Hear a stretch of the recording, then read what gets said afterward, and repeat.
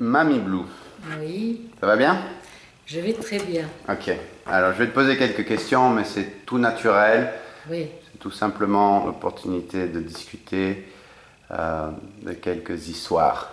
bon, Quelques histoires, parce que ce qui m'intéresse, c'est d'écouter les histoires qui sont importantes pour toi, oui, des souvenirs que tu as, tout oui, simplement. oui. Alors, en quelle année es-tu né Je suis née en 1927. et où est-ce que tu es Alors, né? je suis née en Touraine, au bord de la Loire, dans un petit endroit qui s'appelait Onzain, où mon grand-père était notaire, et qui est situé entre Amboise et Blois. Voilà. Et vous étiez à cet endroit combien de temps? Eh bien, assez longtemps, car je suis allée d'abord à vivre à Tours, où mon père faisait des études de médecine. Et puis ensuite, mon père est tombé malade de la tuberculose, qui était très grave à l'époque. Donc on a vécu chez mon grand-père, à Onzain, pendant plusieurs années, jusqu'à ce que mon père guérisse. Et là, les médecins lui ont dit, ne fais pas médecine, parce que tu mourras, fais autre chose, fais la pharmacie. Et il a fait la pharmacie. Donc on s'est installé seulement quand j'avais 11 ans et ma soeur 12 ans. À Fontainebleau? Non, à Fontainebleau, Ouais. exactement. Il a acheté une pharmacie et on s'est installé à Fontainebleau. Donc tu étais jeune lorsque Ben, papy était malade. j'étais 8 un ans? bébé, Ouais. j'étais un bébé, j'étais un bébé, oui. Et donc papy, c'est comme ça qu'on l'appelle. Il s'appelait comment? Il s'appelait Jean, mais on l'appelait Papy. Voilà. Jean, et c'était le nom de famille Ah, Mouillé, Mouillet. Jean, M-O-U-2-L-E-T, enfin, Mouillé. Jean Mouillet. Et ta maman, elle s'appelait comment? Elle s'appelait Anne-Gabrielle Lapouze, L-A-P-O-U-Z-E. Elle était d'origine du sud-ouest, plus précisément de Saint-Émilion. Voilà. Et comment était-elle, maman? Ma mère, c'était une personne très très très gentille, très très gentille, euh, très ouverte sur les gens, toujours faire plaisir à tout le monde. Elle avait un mari difficile parce que papa, du fait de toutes ses maladies, avait un caractère un petit peu égoïste et difficile. Et je dis qu'à l'heure actuelle, personne ne serait resté marié avec lui. Il fallait que ma mère soit aussi. Il était, il était, c'était un homme gentil, mais un peu. Il avait des colères, des trucs comme ça. Il n'aimait pas du tout le métier qu'il faisait. La pharmacie l'embêtait. Et plus il y avait de monde dans la pharmacie, plus il allait doucement. Il mettait volontiers les gens dehors quand les gens étaient mal élevés. Ça se faisait ça dans le temps. Oui, mais c'est-à-dire que tu vois, il avait la vie facile parce que son père lui a payé la pharmacie. Tu comprends, il n'a pas une malle. Donc il ne se rendait pas compte de. Voilà. Puis maman était là. Ma mère a été très efficace. Pendant qu'il est tombé malade plusieurs fois, il a eu des rechutes. Il fallait qu'il reste au lit. Alors ma mère était là à la pharmacie. C'était une femme très courageuse. Je pense même, moi, que l'énergie de Véronique vient de ma mère. Ma mère était d'une énergie incroyable. Oui. Elle a... Et elle était très très gentille, comme Véronique. Pareil. Et la pharmacie que son père lui a achetée, c'est la pharmacie qu'on a connue. Oui, voilà. Voilà. Exactement. C'est ça. Mais bon. Et tu te souviens de l'adresse de la pharmacie? C'était sur quelle rue? C'était dans la rue Grande. Ça s'appelait rue Grande. Et arrivé à Fontainebleau, tu as des souvenirs d'enfance? Comment ça Alors t'a... écoute, j'ai une sœur, Chantal, que tu connais, qui a une mémoire fantastique. Et moi, j'ai une très mauvaise mémoire.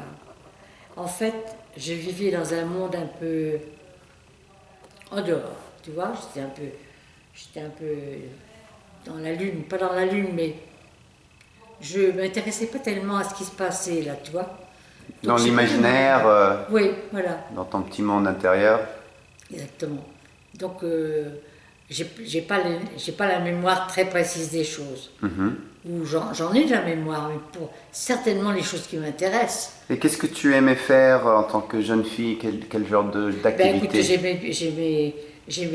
la danse, oui. Comme toutes les petites jeunes filles à l'époque, on leur faisait faire de la danse. Et puis j'aimais bien courir dans la forêt, j'aimais beaucoup la gymnastique. Ça, j'ai toujours été passionnée de gymnastique toute ma vie. Hmm. Voilà, la gymnastique j'aime bien. Voilà, et puis... Et tu jouais beaucoup avec Chantal? ah oui, on était très proches, on avait juste un an de différence, donc on a toujours été très proches. Chantal a toujours été la meneuse, tu vois, c'était la vedette. Chantal était la vedette. Hein. Elle, euh, quand elle apparaissait, tout le monde disait ah, Chantal, Chantal, Chantal. Bon, moi j'étais derrière, tu vois. Et j'avais l'impression, et je l'ai eu pendant très très longtemps, que je n'existais pas. Que je n'existais pas. J'étais Dans l'ombre de ta sœur. J'étais dans l'ombre de ma sœur, absolument. Absolument. Et en fait, je me suis rendu compte que j'existais, que j'avais des amis quand elle s'est mariée. J'ai dit, bah tiens, mais j'ai quand même des amis, moi. Tu vois, c'est drôle, hein. Mhm. C'est drôle, ça. Ouais, c'est très marquant ça, Eh oui. les expériences de jeune fille. Oui, mais peut-être que c'est pas bien d'être comme ça. Hein. Bon. J'étais... Faut tout pour faire un monde. Oui, il y a tout pour faire un monde, tu as raison, mais je n'étais pas sûre de moi. J'étais incapable de passer le bac parce que je vais te dire, j'avais des bonnes notes, mais quand j'arrivais à l'examen, je ne savais plus rien. Mhm. J'étais terrorisée. Tu as essayé de le passer plusieurs fois, le bac? J'ai été le passer une fois. Une fois. Puis après, je me suis arrêtée parce qu'à l'époque, il n'était pas tellement nécessaire que les filles passent leur bac. C'est très curieux d'ailleurs. Oui, parce que c'était 1927, donc le bac c'était 1945. Et c'était à la guerre. Et la guerre. À la guerre, voilà. Et tout était bousculé, voilà. Et puis, bon, ben, voilà, j'ai pas passé le bac. Tu te souviens de comment tu as appris qu'il y avait une guerre? Comment c'était venu Ah à ça, oui. l'esprit? Alors, écoute, oui. Mais, chose curieuse, et je pense que tout le monde a réagi comme ça, quand des choses comme ça arrivent dans la vie, eh bien, on a un pouvoir extraordinaire de s'adapter. On avait tout, on a la voiture, le chauffage et tout ça, et tout d'un coup on n'a plus rien. Et bien on s'adapte. Et puis c'est comme ça. Et je crois que ça serait maintenant pareil. Mhm. Tu avais 13 ans, à peu près? Oui, j'avais 13 ans. Voilà. Et c'est arrivé subitement où il n'y avait plus rien. Ben, tout d'un coup, les Français n'étaient pas préparés à ça, puisque les Français ne pensaient pas qu'il y aurait la guerre, ils ne se préparaient pas. Et tout d'un coup, il y a eu, voilà, en 1939, c'était la guerre. Et à ce moment-là, eh ben, on est parti, comme tout le monde, sur les routes. Parce qu'on était resté sur le fait qu'en 1914, les Allemands avaient coupé les mains droites des petits garçons. Tu vois. Alors tout le monde fichait le camp, c'était l'exode. Alors on est parti en exode avec mon père qui n'avait pas été mobilisé parce que, comme il avait été malade, il n'avait pas été mobilisé. Donc c'est lui qui nous a emmenés. On est parti à Mimizan. Voilà. Donc, en 5 jours, parce qu'on ne trouvait pas d'essence, parce que, voilà, c'était difficile. Mais enfin, on est arrivé là-bas. Et arrivé là-bas, on avait rencontré des gens qu'on connaissait, on les avait tous ramenés. On était une trentaine dans la villa. Et puis, on était là depuis 2 jours quand sont arrivés les Allemands. Les Allemands sont arrivés. à Mimizan. Bien sûr. Donc, vous pensiez fuir les Allemands et Ils sont arrivés. Vous êtes arrivés, ils sont arrivés. Exactement. Et alors, vous êtes resté à Mimizan? On est resté à Mimizan tout l'été, parce que tout ça c'était... Et mon père, qui était un homme qui n'avait pas le sens des responsabilités du tout, maman disait, Jean, il faut qu'on rentre à la maison, à la pharmacie. Oh, on est bien là, on n'est pas pressé, disait-il. Alors on est rentré quand même, et la pharmacie avait été pillée par des gens secouristes qui disaient, tiens, il y a une pharmacie, là on va prendre des médicaments et tout ça. Il n'y avait plus rien dans la pharmacie. Voilà. Et puis on s'est installé pour l'occupation. Voilà. Donc un été à Mimizan et ensuite retour à Fontainebleau. L'occupation a duré 4 ans. 4 ans, absolument. Et là, au bout de 4 ans, alors on allait passer nos étés en Touraine, chez mon grand-père. Et puis on allait se baigner dans la Loire. On faisait du vélo. Et pendant l'occupation, il y avait des pénuries, il y avait des... Ah ben alors, oui. Mais alors, on avait une mère qui était très très débrouillarde. Elle savait, elle faisait du troc. Et puis on partait toutes les semaines en vélo, la famille, c'est-à-dire on était 5, parce que j'avais un petit frère. Et on partait dans une ferme à 30 km de Fontainebleau. Et là, les fermiers tuaient un mouton pour nous. Ils le débitaient en morceaux et on le mettait dans nos petits sacs là, de vélo et on rentrait à Fontainebleau. Et comme évidemment on n'avait rien pour les garder, et on n'avait pas de frigidaire, on n'avait rien, alors on leur faisait profiter les gens contre autre chose. On faisait du troc. Un bout de mouton. Pour des confitures, n'importe quoi. Non, on s'est très bien débrouillé. D'accord. Donc vous n'aviez pas beaucoup souffert du manque. On a eu froid. Oh là là, on a eu froid. Et votre éducation a continué son cours pendant l'occupation. Vous étiez au lycée. On était là, alors, bien sûr, à l'école, voilà, jusqu'au bac. Vous voyez, très bien, jusqu'au bac. Et puis après, ben, c'est drôle, je ne comprends pas comment mes parents ont trouvé que c'était normal qu'on ne fasse rien, ma soeur et moi. Il faut dire qu'on a été élevés toutes les deux un peu n'importe comment. On avait des parents très très gentils, mais on faisait ce qu'on voulait. C'est drôle ça. Papa était un père inexistant. Il a été meilleur grand-père que père. Et maman ben, faisait ce qu'elle pouvait. Hein. Et bon. Vous avez beaucoup de liberté. Personne ne nous disait de travailler, personne ne nous disait rien. On était élevés comme ça. Libre comme l'air. Libre comme l'air, oui, c'est vrai. Eh bien, oui. Et puis, vous aviez le sens de la responsabilité, vous vous occupiez bien de vous-même. Je pense qu'on aurait été, ça aurait été bien qu'on ait eu des parents qui soient plus près de nous, plus attentifs, plus éducateurs, ça aurait été bien. Parce qu'on a été un peu laissés à nous-mêmes, c'est vrai. Tu sais, la pharmacie, on habitait en haut de la pharmacie. Mes parents étaient tout le temps dans la pharmacie, là on rentrait, on était tout seul dans la maison. On était avec les bonnes, la bonne à tout faire. On l'aidait à écrire des mots doux à leurs amoureux. C'était nous qui écrivions. Ah, parce qu'elles étaient illettrées. Hein? Elles n'écrivaient pas. Non, alors on écrivait. Puis là, c'est rigolo ça. À l'époque, il y avait des cartes. On voyait deux amoureux qui s'embrassaient comme ça. Alors elles achetaient ça. Puis, alors tu veux bien écrire pour moi, hein? Enfin, on a quand même eu une vie, une enfance assez, je dirais, superficielle. C'est le mot qu'il faut dire, moi je crois. Tu vois ce que je veux dire? On n'a pas été incité à faire des choses. Et pendant l'occupation, il y avait un impact d'avoir les Allemands comme ça dans votre vie? Ah oui, oui, alors ils étaient là. Hein.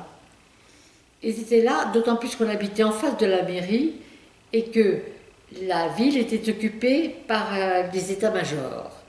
Alors c'était des grands généraux qui arrivaient à la mairie, qui faisaient du cérémonial. Puis tous les samedis, il y avait une petite place en face de chez nous. Et là, s'installait un orchestre allemand qui donnait un concert. Et les Français, bien sûr, passaient comme s'ils ne voyaient rien, qu'ils n'entendaient rien. Ils jouaient très bien, ces gens-là. Ils chantaient très bien, mais on faisait comme si on ne les entendait pas. Ah, ah. Ouais. Bien que vous aimiez danser. Ah non, mais à l'époque, je ne dansais pas. Ah, ah. C'est avec les Américains que j'ai dansé. Ah, plus tard, avec les Américains. Oui.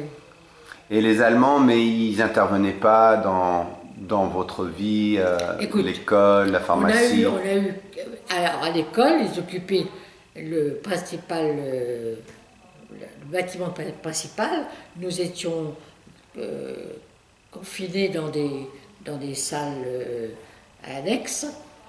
Voilà. Non, si on faisait rien de.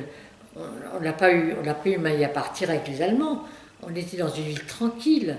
Fontainebleau, c'était tranquille, tu comprends? Et puis les Américains sont arrivés sans qu'il y ait rien eu. Hein? Ils sont arrivés. Les Allemands sont partis, les Américains sont arrivés. Alors là, c'était la grande fête. Ah ouais, c'était la joie. La joie, la découverte de tas de choses qu'on avait oubliées. Tu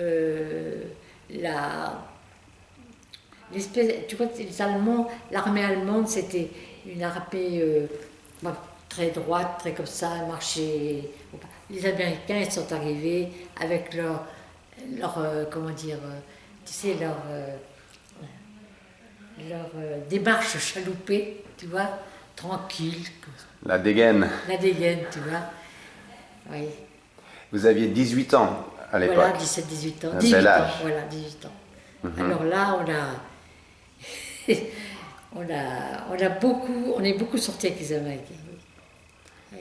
Parce qu'ils se sont installés à un certain temps. Ah, ils étaient là, ils avaient leur chef, et puis ils fréquentaient, on les recevait pour Noël. Papa sortait des bonnes bouteilles, et puis on s'est aperçu qu'en fin de compte, c'était pas la peine de sortir les bonnes bouteilles. Mais enfin, ils étaient très sympathiques, et puis on a quand même passé des bons moments. Alors avec eux, vous dansiez? Moi, je dansais beaucoup, oui. J'étais heureuse comme tout.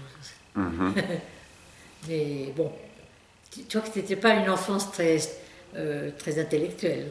Hein. Faut bien dire ça. Moi, j'ai découvert un petit peu. J'ai eu la chance de rencontrer Jacques, hein,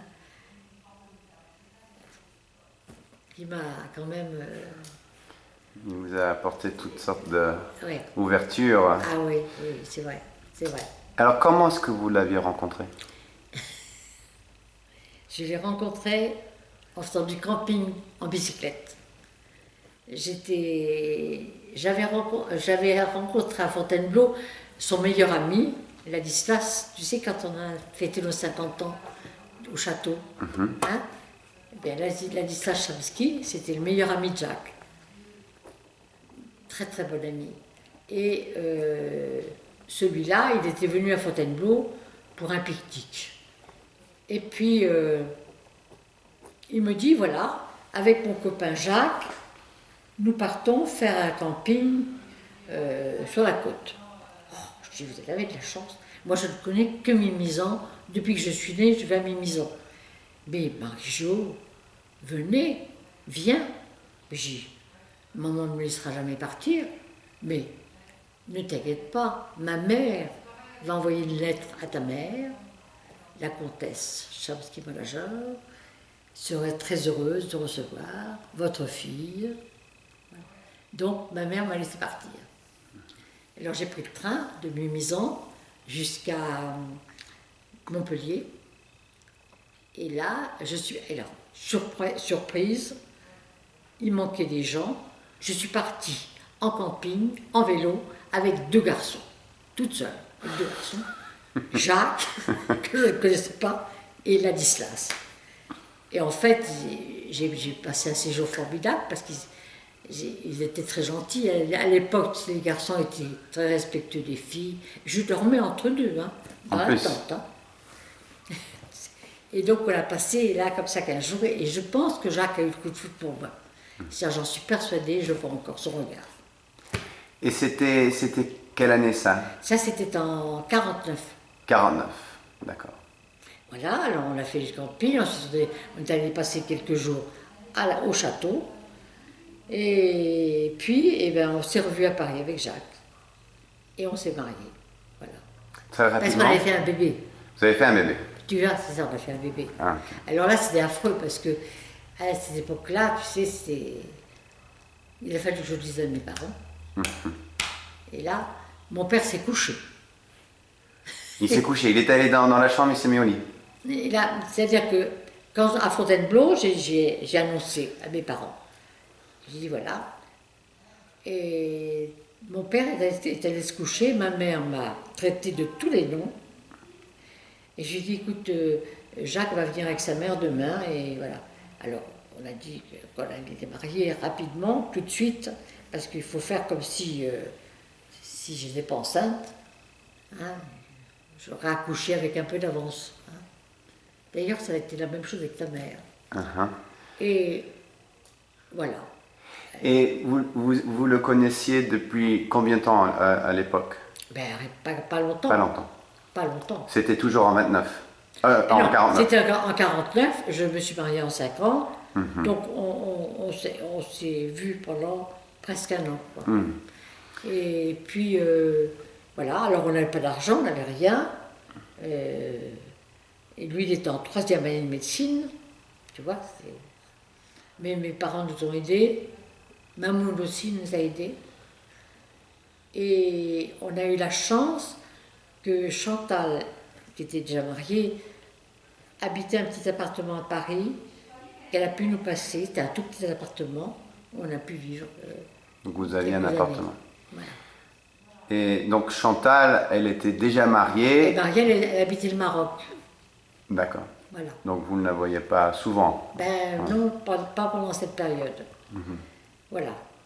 Et puis ben voilà, alors moi j'ai travaillé, j'étais vendeuse dans un magasin de vêtements pour petits garçons.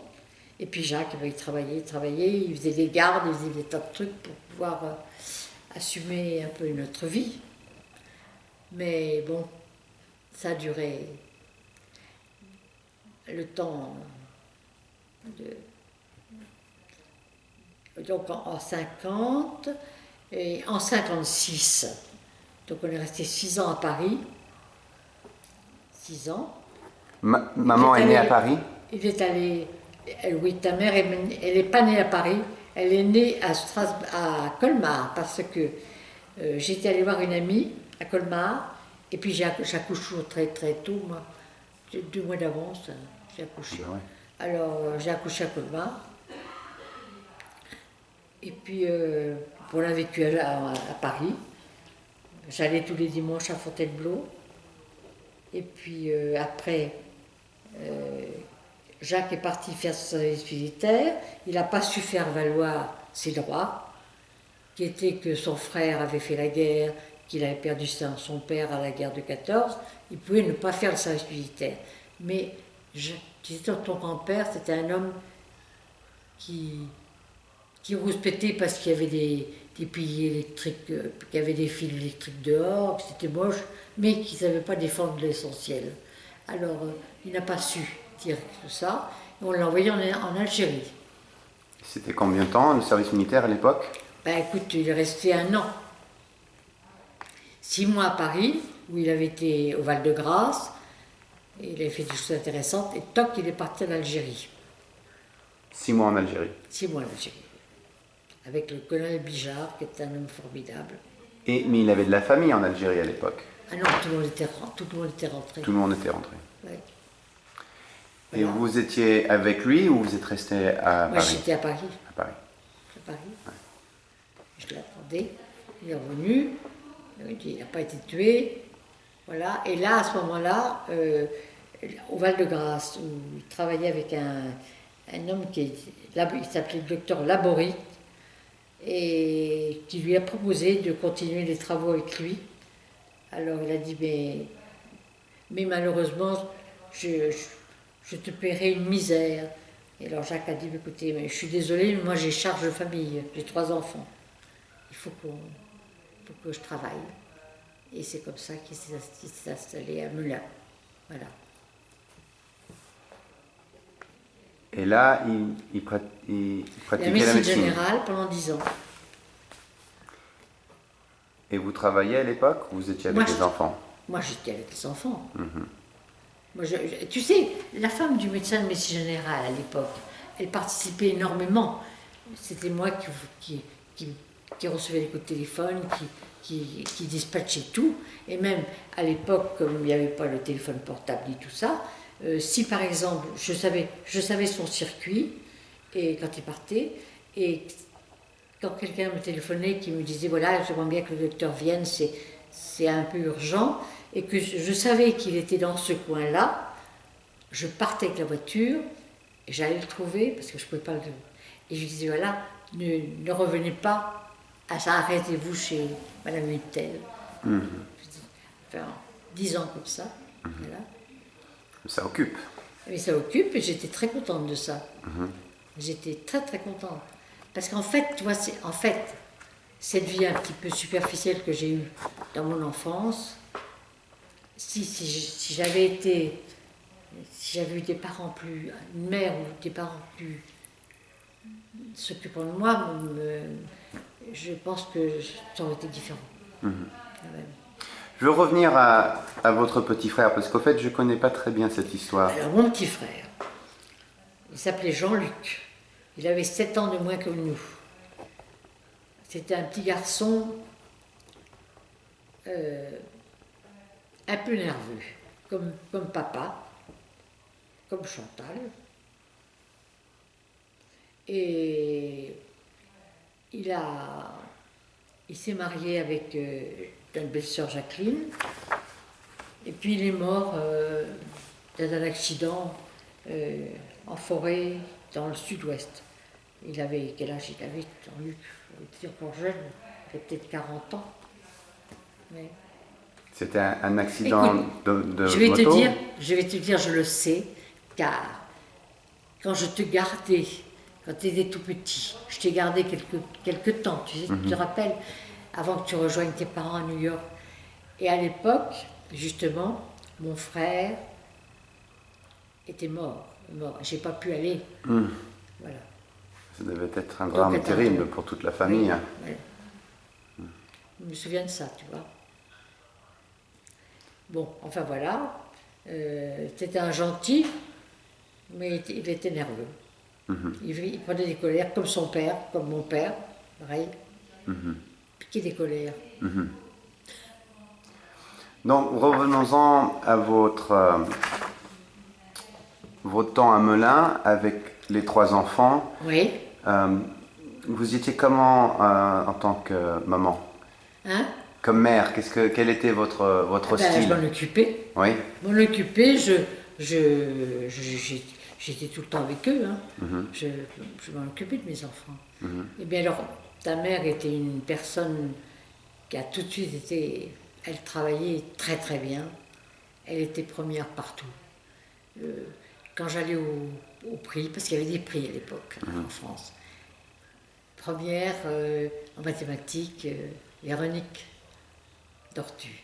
Première d'un partout. Première en gymnastique, Véronique Dortu. Première en camaraderie, Véronique Dortu. Tout. Elle avait tout. Elle était intelligente, elle était travailleuse, elle était bonne camarade. Tout le monde l'aimait. Tu vois, c'était pas la petite fille qui était, quand tu dis celle-là, elle me casse les pieds avec son... Non, pas du tout. Elle était très aimable, elle était gaie. Sauf quand elle n'arrivait pas à faire un devoir, alors là, elle se mettait à pleurer. Alors à ce moment-là, Jacques allait vers elle et puis l'aider. Oui. Non, elle était parfaite quand même. Ah, vous en étiez très fiers. Non, c'est vrai. Alors on était très fiers d'elle. Jacques-Antoine, ça peut être pareil. Jacques-Antoine, il ne faisait rien, lui. il s'est toujours en queue de queue. D'abord, il a commencé par être dyslexique. Et comme on faisait la méthode globale, je ne sais pas si tu connais la méthode globale. Non. Eh bien, au lieu d'apprendre B à bas, etc., on apprend des secteurs de parole. Alors, il avait une mémoire fabuleuse, il retenait tout, donc on ne s'apercevait de rien. Hein, il pouvait réciter ou faire semblant de lire. Mais quand il est arrivé en 6e, hein, bon, j'ai été convoquée, il m'a dit, mais madame, votre enfant ne sait pas lire. Ah bon? Non, il ne sait pas lire. Alors j'ai dû le mettre pendant 1 an à Paris, il était chez la tante de Jacques, la tante de Jacques, oui. Il a appris à lire et à écrire. À lire. En 6e. Et après, ça a été tout seul.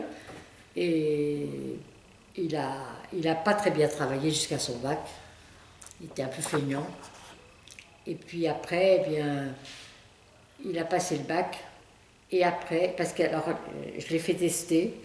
Et on m'a dit, madame, il peut être un ingénieur, rentre dans une entreprise, il sera très bon, mais il ne saura pas passer au-dessus des autres, il sera toujours, voilà, Jacques-Antoine. Alors je lui ai dit, écoute Jacques-Antoine, il faut que tu fasses un métier où tu sois ton propre maître. Moi je trouve que tu devrais essayer de faire médecine.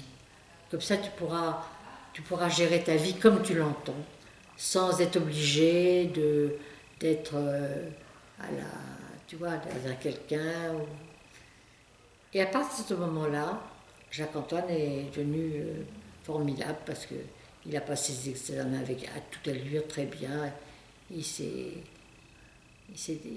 révélé ça lui a conduit très très bien. Oui. Voilà. Et Dadi, il était comment en tant que jeune père, jeune docteur? Il travaillait beaucoup, mais tous les week-ends, tout le temps, il faisait tout avec ses enfants. Alors, pendant qu'on était à Melun, la grande, c'était la Varap. Tous les dimanches, on était en forêt et tout le monde faisait de la Varap dans les rochers de Fontainebleau. C'était des petits gratons, tu vois, que tu t'accroches comme ça. Tout petit, hein. C'est pas haut, mais c'est difficile. Alors on faisait tout de la Varap, on l'emmenait le pique-nique, on rencontrait des copains, et puis voilà. C'est comme ça qu'on a fait connaissance d'un garçon très intéressant qui s'appelait José Giovanni, qui est un garçon qui a... Tu vois, c'est ça. José Giovanni, il sortait de prison, où il a été 10 ans en prison, même dans le couloir de la mort. Parce que José, au moment de la guerre, c'était un tout jeune homme, et il a été embarqué dans des histoires louches, tu vois. Peut-être 16 ans, tu vois, à 16 ans. Et il a payé pour les autres. Donc il a été enfermé, et son père a réussi à prouver qu'il n'était pas... C'est pas lui qui avait tué, c'est pas lui qui avait fait. Mais au bout de 10 ans. Et ce garçon-là, qui était un homme très intelligent, il avait un avocat qui venait le voir et qui lui disait « Mais José, tu devrais écrire, tu devrais écrire. » Alors il a commencé à écrire un livre. Il a écrit Le Trou, qui a été mis au cinéma.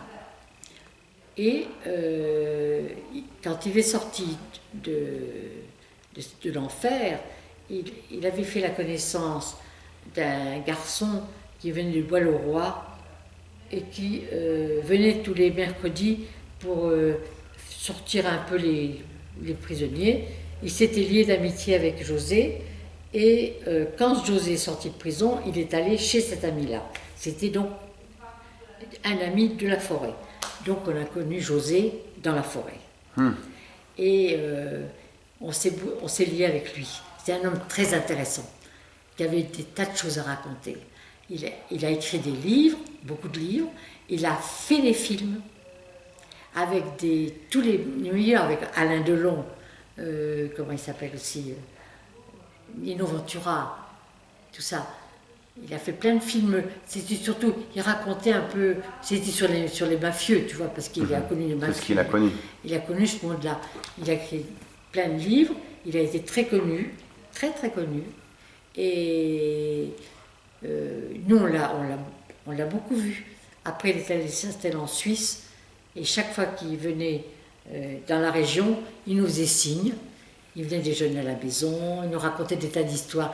Parce que c'est un homme qui a vécu une vie pas comme tout le monde. Donc, il avait plein de choses à nous raconter qui nous passionnaient, tu vois. Ça devait être amusant. Ah. Et tu sais, je vais te citer un cas. Un jour, il vient déjeuner à la maison et il faisait beau, on était sur la terrasse et j'avais invité tous les enfants qui étaient là. Donc, il y avait Isabelle, Jacques-Antoine et tout ça. Mais Isabelle, ça ne l'intéressait pas, elle. Elle n'était pas la vedette. Donc, elle n'a pas écouté du tout ce que racontait José. Elle faisait Bonaparte, tu vois. C'est pour te montrer les caractères. Oui. Bon, c'est reparti. Oui. Alors, Daddy, c'était un grand intellectuel. Tout à fait. Il s'intéressait à tout. Il était intellectuel et sportif. Il s'intéressait à tout. Tout l'intéressait. Et il s'intéressait aux gens aussi. Et il a fait de tous les sports, tout l'intéressait. Et il ne s'intéressait pas qu'aux gens de son niveau. Il s'intéressait aux gens de toutes conditions, avec autant d'intérêt avec les uns que les autres. C'est vrai. Et ça vous stimulait, ça vous amusait de l'entendre parler, de s'intéresser à... Moi, je l'écoutais avec... J'étais bien, tu sais. C'était formidable. Ah oui. Parce que moi, je ne suis pas une intellectuelle du tout. Je suis pratique, tu vois. Pratique. Et pourtant, je pense, moi, que j'étais son pilier. J'étais quand même, moi, son pilier. Parce que j'ai voulu travailler avec lui. Je n'ai pas voulu rester à la maison. Parce que j'estimais que un homme qui travaille toute la journée, qui rentre à 9h du soir, et que moi je lui dis, tu sais, je suis allée jouer au bridge toute l'après-midi, c'est pas intéressant. Ou alors je lui dis, c'est si tard ce soir, mais qu'est-ce que tu faisais, etc. En fait, moi j'aimais mieux vivre avec lui. Vivre avec lui. Avoir les mêmes préoccupations. Tout ça. Donc vous étiez toujours ensemble? Toujours ensemble. On n'aurait pas accepté de faire chambre à part ou lit à part. Quand on est dans un hôtel, il y avait une chambre à 2 lits, on couchait dans le petit lit, tous les deux. C'était comme ça. C'est bien. Ben oui. Très bien. Parlons de votre intimité avec Daddy et le couple que vous aviez. Oui. Eh bien, écoute, c'était un couple où nous ne pouvions pas être loin l'un de l'autre. On était toujours ensemble. On ne se quittait pas. Dans la mesure du possible, bien sûr. Quand il est parti en Algérie, à la guerre, évidemment, il n'était pas là. Mais autrement, on ne se quittait pas. Et qu'est-ce qu'il a fallu pour entretenir cette relation et ce couple? Eh bien, moi, c'est-à-dire que j'avais un père qui était un peu difficile et qui faisait des éclats et qui, on était, ma mère et moi, qui étions plutôt du genre tranquille, on se mettait comme ça, on laissait passer l'éclat. Je me disais, moi, dans ma vie, je ne voudrais pas faire subir ça à mes enfants, jamais. Je préfère avoir tort dans les discussions, enfin, faire semblant d'avoir tort dans les discussions, plutôt que d'en arriver à faire des éclats devant les enfants. Moi, je ne voulais pas ça. J'avais envie d'une vie harmonieuse. Avec ma sœur qui était tellement comme ça et tout ça, j'avais envie d'une vie tranquille et harmonieuse. Et il s'est trouvé qu'avec Jacques, eh bien, on était du même avis. Et puis voilà. On a... Moi, j'avais un père qui était très intelligent, très érudit, mais qui ne parlait que des horaires de chemin de fer. C'est vrai, tu ne peux pas savoir. Il ne nous faisait participer à rien de son savoir. Rien du tout. Il parlait que des horaires de chemin de fer. Avec Daddy, c'était différent. Alors avec Daddy, c'était tout à fait différent. Il n'y avait qu'à le lancer sur quelque chose, et hop, il avait des tas de choses à nous raconter, des tas de choses. D'abord, tu sais que quand il était jeune, il aurait voulu faire des études d'archéologie. Il aurait voulu faire les... Attends, comment s'appelait cette école? L'école, je ne me souviens plus du nom, où il aurait été archéologue, tu vois. Et ça lui plaisait beaucoup. Beaucoup, beaucoup. Mais enfin, il a aimé la médecine, car il a trouvé dans la médecine, il l'a fait d'une manière intéressante. Et vraiment, je pense qu'il a été un très bon médecin. Aimé des gens et très apprécié. Ouais, ça c'est sûr. Et en même temps, comme tu dis, très intellectuel, très, très profond. C'est drôle parce que avec Mamoun était comme lui. Et avec tous les deux, ils avaient des conversations un peu élevées, plus qu'avec moi. Mais il ne la supportait pas. Il ne la supportait pas du tout. Au bout de 3 jours, il n'avait qu'une envie, c'est qu'elle parte. Et c'est drôle, hein, parce que vraiment, je n'ai pas compris comment, je n'ai pas compris pourquoi. Et vous, votre relation avec Mamoun, c'était comment? Eh ben, ça a été un peu difficile au départ, parce qu'elle était maladroite, elle a toujours été très maladroite. Donc elle a été maladroite avec moi, et comme j'étais complexée et un petit peu comme ça, je ressentais mal, tu vois, les maladresses. Et par exemple, tu vois, elle recevait une amie, nous avec Jacques, on était dans une chambre, elle allait chercher Jacques pour le présenter ses amis, moi pas du tout, elle me laissait dans mon coin. Et je trouvais que c'était mal élevé et ça ne me plaisait pas du tout. J'étais vexée, tu vois. Mais autrement, il s'est avéré que c'est une dame très très gentille, mais il m'a fallu un peu de temps. Ouais. Alors que Jacques, quand il est rentré dans ma famille, qui est une famille nombreuse un peu, on était tous les cousins, les cousines, les oncles, les tantes, amis maison, tous réunis, il s'est tout de suite senti bien. Il avait une famille, parce qu'en fait, il avait été élevé dans les pensionnats, Mamoun elle avait sa vie, et les deux fils étaient tout le temps en pension. Et Jacques se débrouillait tout seul. Il a toujours débrouillé tout seul. Donc si tu veux, voilà.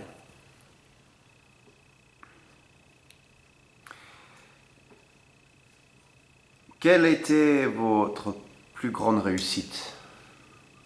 Eh bien, moi j'estime que notre plus grande réussite, c'est d'avoir réussi notre couple, qu'on a été très très heureux ensemble, malgré nos différences, voilà, mais oui, voilà. Et puis nos enfants, bien sûr. Et puis le fait que quand on s'est mariés, on n'avait rien du tout, et on s'est constitué tous les deux notre vie avec rien au départ. On a quand même vécu 6 ans dans un tout petit appartement avec peu d'argent et manger des nouilles tous les jours, ou du riz, des œufs. Hein. Et puis je prenais le métro, je n'avais pas de voiture, on n'avait pas de voiture. Enfin, c'était quand même un peu difficile. Hein. Mais ça nous était égal. On était jeunes. Hein. Voilà. Et quelles ont été vos plus grandes joies? Les plus grandes joies. Les plus grandes joies, ben, c'est quand même la réussite professionnelle, quand même, tout de même. Nos enfants et nous. je sais pas, c'est pas la plus grande joie. C'est ça. C'est ça, ce C'est sont ça. les réussites. Tout simplement le fait qu'on ait. Tu sais, quand il est mort, moi j'ai dit merci mon Dieu.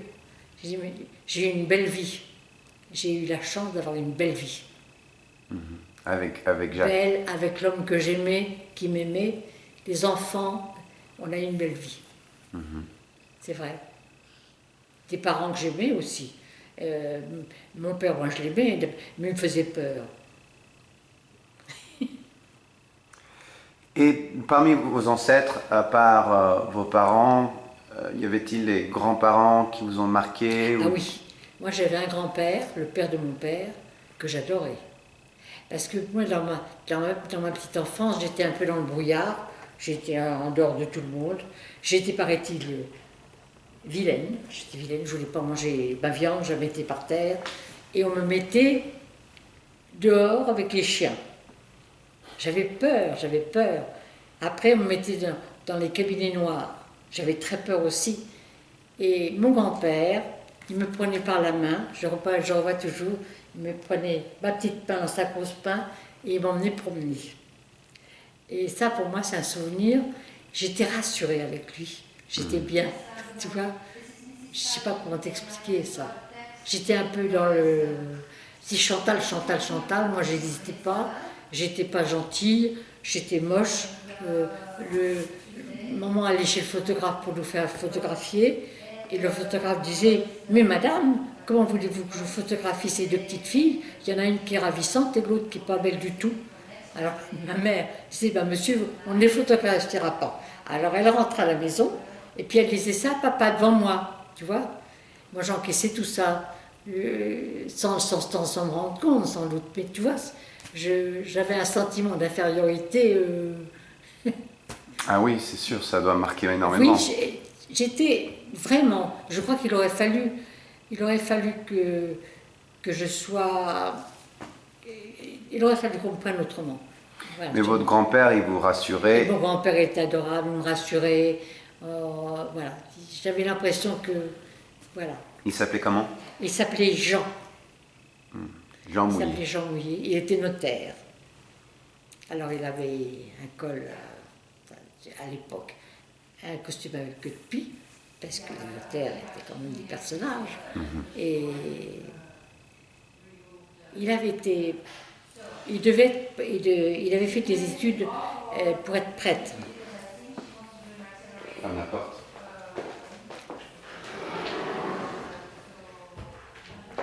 Mais il a fini par être notaire. Ben, c'est-à-dire que, voilà, moi je dis tout, j'ai honte de rien. Mon grand-père était le fils de paysan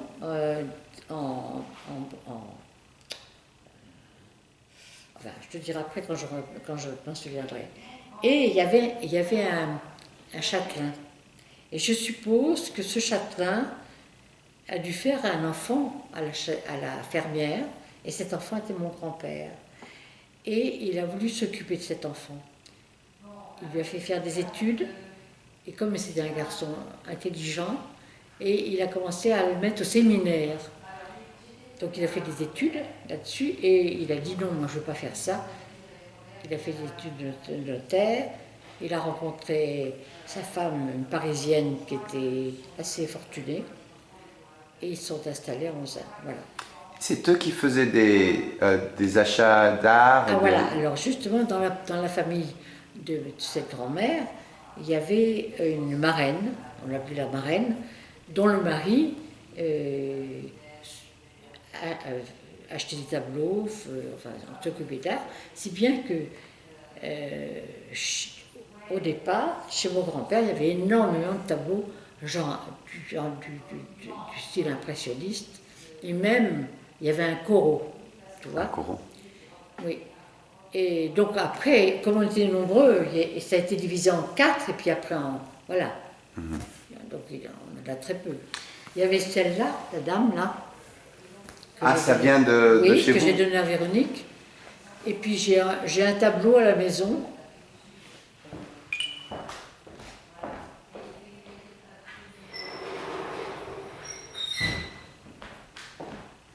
Donc mon grand-père n'était pas, si tu veux, nos origines ne sont pas des origines sont des origines simples. Des deux côtés d'ailleurs. Des deux côtés Ma mère de aussi. maman. Oui, pareil. Et vous connaissez un petit peu l'histoire de ses origines? Ma mère, Oui?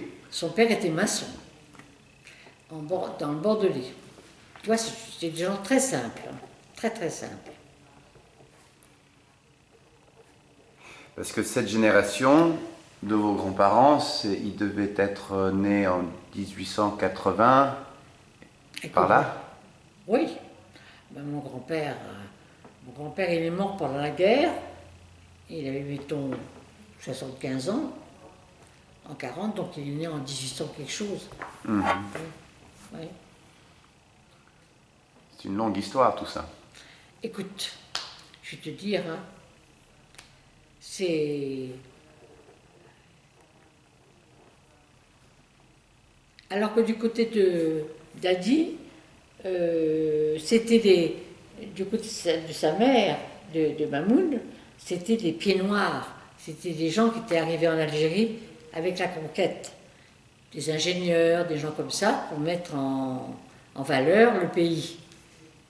Donc, voilà. Et du côté de son père, c'était un industriel du Nord, et il est allé à la guerre de 14, il était pilote, et il a été gazé pendant la guerre, et il est mort très peu de temps après la naissance de Jacques. Jacques avait peut-être 3-4 ans. Mais Mamoun avait divorcé. Hein. Ce qui était extraordinaire à l'époque. On ne divorçait pas comme ça. Mamoun était une... Mamoun, tu comprends, elle ne voulait pas se marier.